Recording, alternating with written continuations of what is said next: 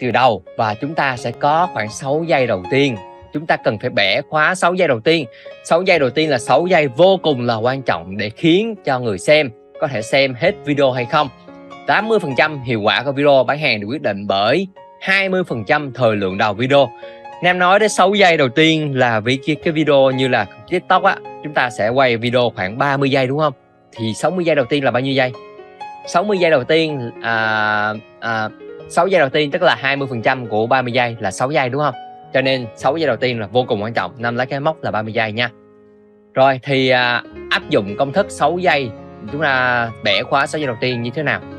Khi 6 giây đầu tiên á, khi mà sáng tạo clip á, nó vô cùng quan trọng. 6 giây giúp cho video của mình được đề xuất nè, cho người xem ta hiểu được nội dung là gì, quyết định có xem hết video hay không, và thời gian gây ấn tượng quan trọng, ấn tượng rất là quan trọng về nhân vật luôn.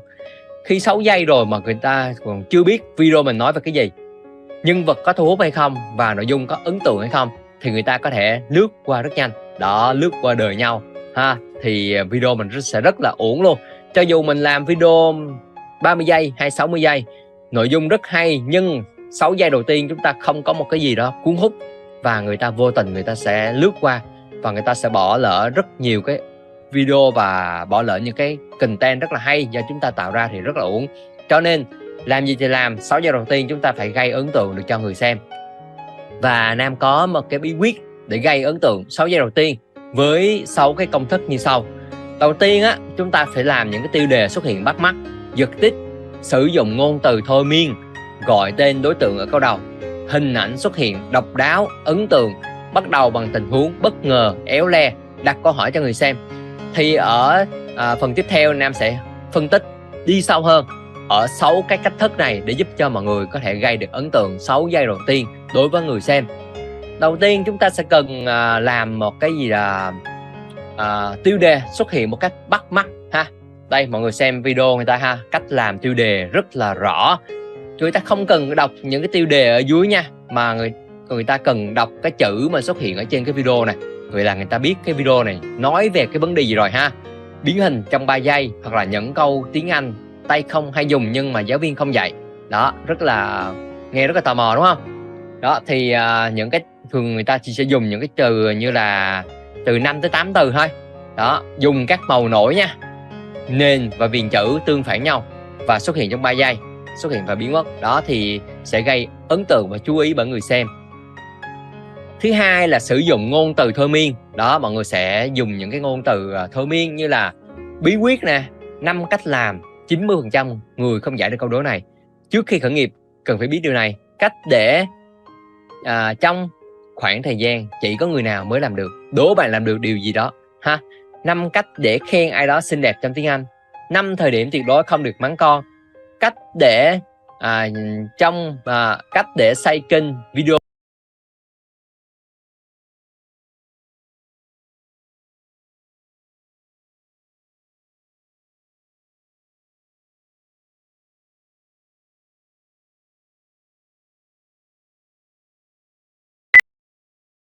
AI triệu view chỉ trong 2 tuần. Đó, chỉ người nào thông minh mới làm được điều này.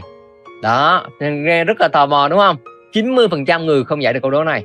Ngay cả mình thì mình cũng rất là tò mò, mình muốn xem hết video này để xem câu đố nào mà khó vậy ha. Những cái bí quyết để giúp cho mình làm video AI xây kênh triệu view.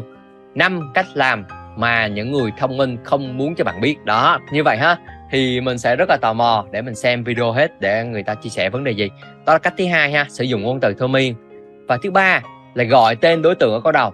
Thì mình gọi tên đối tượng thì những người mà được gọi đúng thì người ta sẽ xem video, và những người mà không được gọi tên người ta cũng sẽ rất là tò mò để người ta xem ha. Những người đang khởi nghiệp cần lưu ý ai đang tính mua vàng thời điểm này, bà mẹ nào đang có con tuổi dậy thì, ai nghiện uống trà sữa phải cẩn thận, người sở hữu iPhone phải hiểu câu này. Đó, những người sử dụng iPhone phải hiểu những bí mật nên xem video này. Đó, như ha, ai đang xây kênh TikTok muốn làm video AI triệu view nên xem video này. Đó, thời điểm này thì địa điểm rất là thú vị để mình có thể làm những nội dung đu trend ha, như là iPhone 15 nè. Đó, ai đang muốn sở hữu iPhone 15 nên biết những bí mật này ha. Đó là những cách để mình thu hút người xem. ngay từ đầu. Đặt câu hỏi cho người xem: bạn đã biết cách ăn sáng đúng cách? Tôi đố bạn điều gì đó bạn đã từng. Bạn có biết uống nhiều sữa bò sẽ gây loãng xương ha? Bạn có biết 5 bí mật mà Apple chưa công bố về iPhone 15? Đó, nghe rất là giật tít đúng không? Thì người ta sẽ vô đó, người ta comment, người ta xem, người ta reply, thả tim và người ta sẽ cảm ơn. Có nhiều người sẽ vô tranh cãi đối với những fan, anti-fan của iPhone, của Samsung thì sẽ vô đó tranh cãi và bình luận rất là nhiều. Như vậy thì giúp cho video mình sẽ lên xu hướng ha. Đó là một cách rất là thú vị để mình có thể giúp cho video mình lên xu hướng. Cho dù mình không cần phải là một người quá giỏi về các nền tảng và cũng không phải là mình đưa ra những nội dung nó quá chính xác và chi tiết, nhưng mà mình giật tít và thu hút được người xem là điều quan trọng nhất. Xuất hiện ấn tượng gây tò mò ha, bằng những cái tạo hình rất là chỉnh chu, chuyên nghiệp, nhân vật khác lạ gây tò mò, bối cảnh thú vị. Đây là một yếu tố rất quan trọng khi làm video AI nha. Mọi người cần phải giúp cho Nam là một cái hình tượng nhân vật, một nhân vật thu hút nha. Ví dụ mình làm những cái kênh mà dạy con thì mình sẽ làm những cái đối tượng là mình lấy cái nhân vật là những người lớn tuổi ha, người già, người tóc bạc phơ, nhìn rất là trải đời, những người kinh nghiệm trong cuộc sống thì người ta sẽ dạy, thì mình sẽ thấm hơn đối với những người như Nam hoặc là các anh chị và các bạn đang có con trong độ tuổi nhỏ và đang mong muốn là giúp cho mình có những kiến thức dạy con, thì mình cũng mong muốn là mình sẽ học được từ những cái người có kinh nghiệm đúng không? Thì học từ những người già, những người có kinh nghiệm, hoặc là những cái kênh mà chia sẻ về kiến thức về y học, y khoa thì mình lấy nhân vật là bác sĩ, những giáo sư, những tiến sĩ thì nó uy tín và nhìn cái sự trân trọng hơn rất nhiều đúng không? Hoặc là những cái kênh về dạy về nấu ăn hoặc là dạy gì đó thì mình sẽ lấy cái nhân vật là những đầu bếp ha, nó sẽ phù hợp. Không phải nhân vật mình yêu thích nha, mà hãy lựa chọn nhân vật mà khán giả mình muốn xem mới là quan trọng. Cho nên nhân vật thu hút là vấn đề rất là quan trọng khi làm video AI. Đây là một cái vấn đề Nam nhắc cho mọi người phải nhớ nha. Tiếp theo là bắt đầu bằng những tình huống hoặc cảnh ngắn tạo sự hứng thú cho người xem. Xem nội dung lúc đầu và dẫn dắt vào nội dung ha. Người ta sẽ tò mò phải xem hết video, xem cái nội dung lúc đầu có cái gì có hấp dẫn không để người ta phải xem video.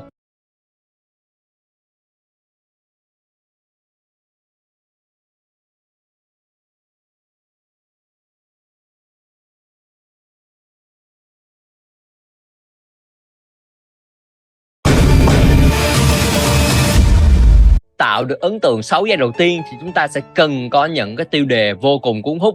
Thì ở trên Aiva, một trợ lý ảo rất là thú vị, thì Nam có sử dụng đây là một trợ lý Tina, trợ lý đỉnh cao để viết tiêu đề luôn. Thì chúng ta sẽ có những trợ lý Tina nè, viết 10 tiêu đề hay nhất, viết 10 tiêu đề kiểu giật tít. Trợ lý tạo 10 tiêu đề chuẩn SEO hay nhất, viết tiêu đề phiên bản kèm tên sản phẩm. Trợ lý tạo tiêu đề đỉnh cao cho video YouTube. Tina viết 10 tiêu đề email, blog đỉnh cao, tối ưu mở email, tối ưu với viết 30 tiêu đề tối ưu SEO đỉnh cao cho blog và YouTube. Tina viết 30 tiêu đề SEO đỉnh cao dựa trên từ khóa đã được nghiên cứu. Thì với cái em trợ lý Tina này sẽ giúp cho mọi người có được những cái tiêu đề rất là cuốn hút, sẽ gây ấn tượng 6 giây đầu tiên để giúp cho người xem có thể xem được video của mình ngay lập tức luôn.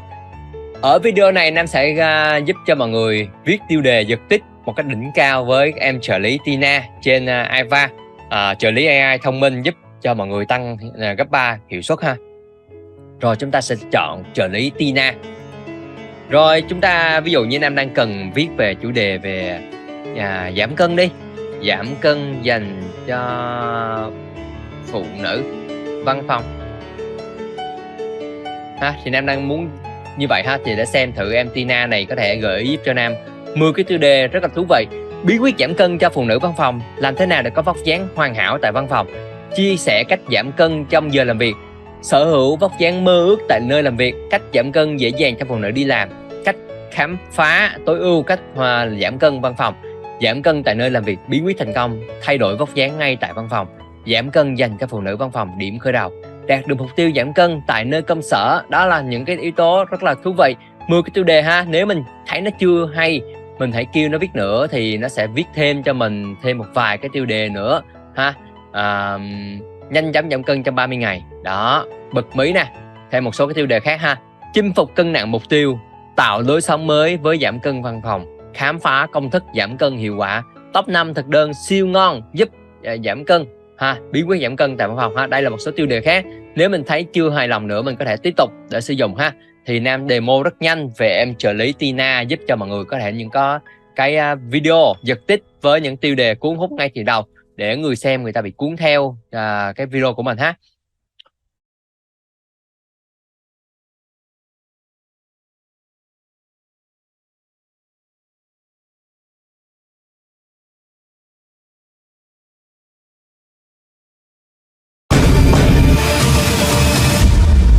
Ở video này Nam sẽ chia sẻ cho mọi người công thức 6D giúp cho mọi người chiến thắng mọi cuộc chơi. Đó là đúng, đồng nhất, đơn giản, độc đáo, đủ, đều. Đây là công thức Nam tin là nó sẽ giúp cho mọi người có thể chiến thắng mọi cuộc chơi. Không chỉ là làm video mà giúp cho mọi người có thể làm content, làm nội dung, làm sáng tạo, hoặc bất kỳ một nghề nghiệp, một công việc nào đi nữa thì chúng ta cần phải làm đúng, đủ, đều, đồng nhất, đơn giản, độc đáo. Đây là những công thức sẽ giúp cho mọi người có thể chiến thắng mọi cuộc chơi. Cho dù mình có thể làm những cái nền tảng khác, nhưng mà hãy nhớ rằng đầu tiên là chúng ta phải làm đúng. Chúng ta phải hiểu được thuật toán nó yêu cầu như thế nào.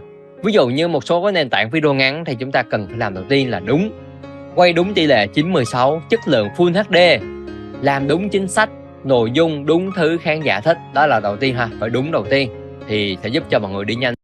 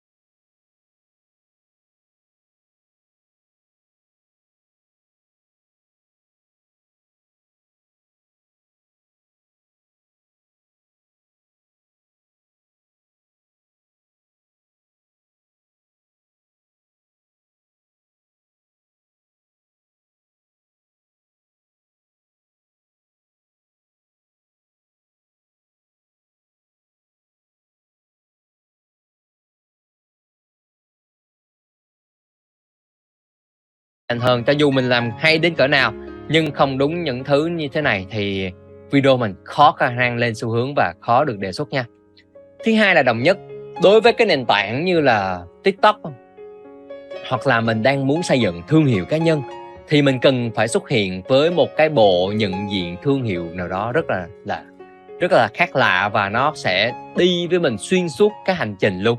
Ví dụ đây ha, là một cái anh thám tử thì anh sẽ xuất hiện với một cái hình tượng là luôn luôn có một cái kính lúp và đội một cái nón kiểu thám tử.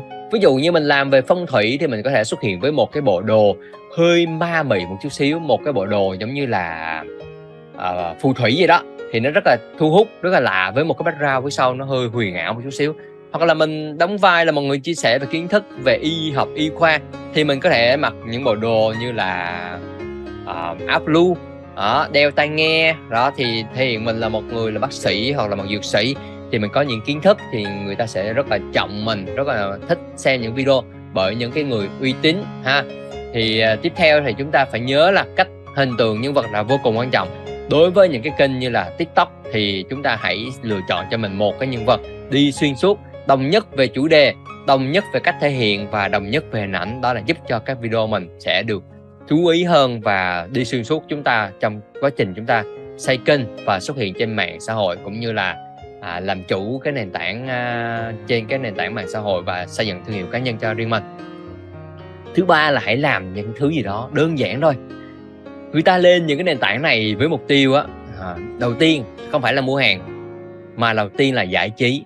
Cho nên hãy làm những thứ gì đó đơn giản, gần gũi, chân thành, ngôn từ dễ hiểu nhất có thể, và tạo cảm giác rất là thoải mái cho người xem. Cảm giác rất là đây là một cái video chia sẻ kiến thức, chia sẻ thông tin mang tính chất giải trí thì càng tốt. Đừng có mang tính chất là bán hàng và chia sẻ rồi giới thiệu sản phẩm này nọ, thì người ta sẽ không thích xem ha. Để mọi người hãy nhớ và làm càng đơn giản càng tốt. Và video AI là hình thức làm video rất là đơn giản để giúp cho mọi người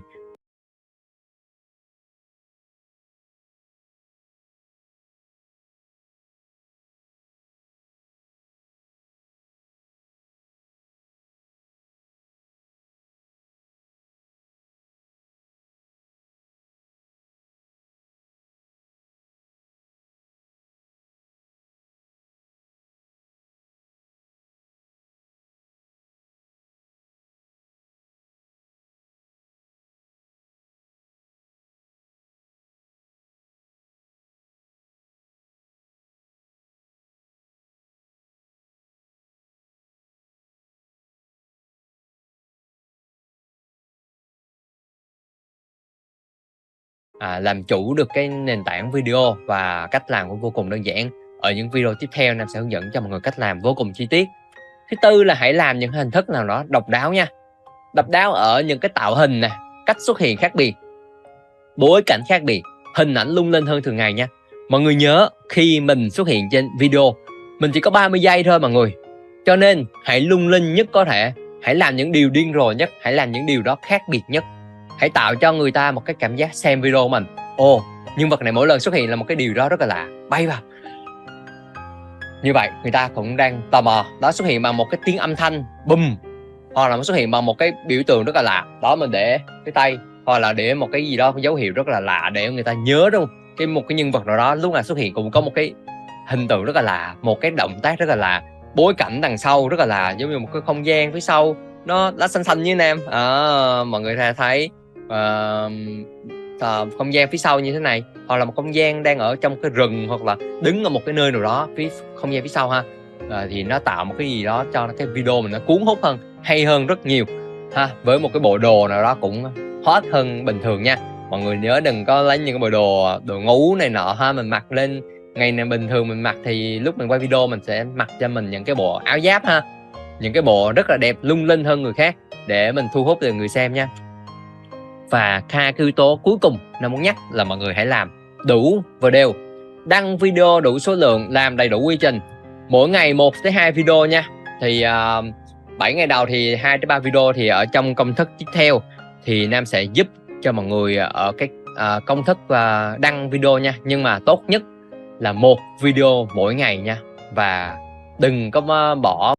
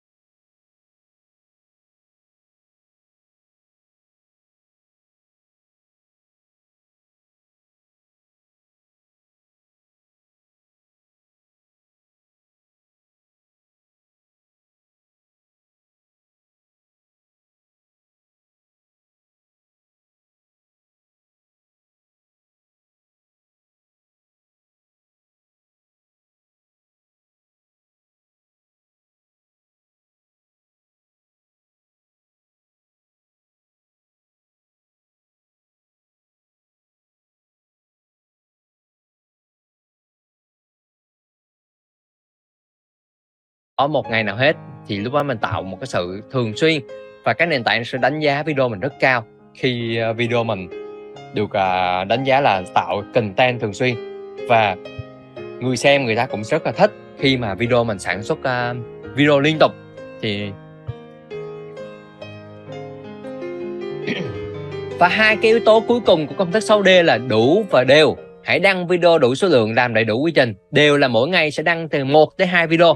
Nhưng Nam khuyên là mọi người hãy đăng tối thiểu 1 video mỗi một ngày, và tối thiểu là 5 video một tuần ha, để giữ điểm kênh. Và tốt nhất là 1 video một ngày nha. Còn những cái kênh mới thì Nam sẽ có cái công thức đăng video ở những video tiếp theo. Nam sẽ hướng dẫn khi nào nên đăng 2 video, khi nào nên đăng 3 video.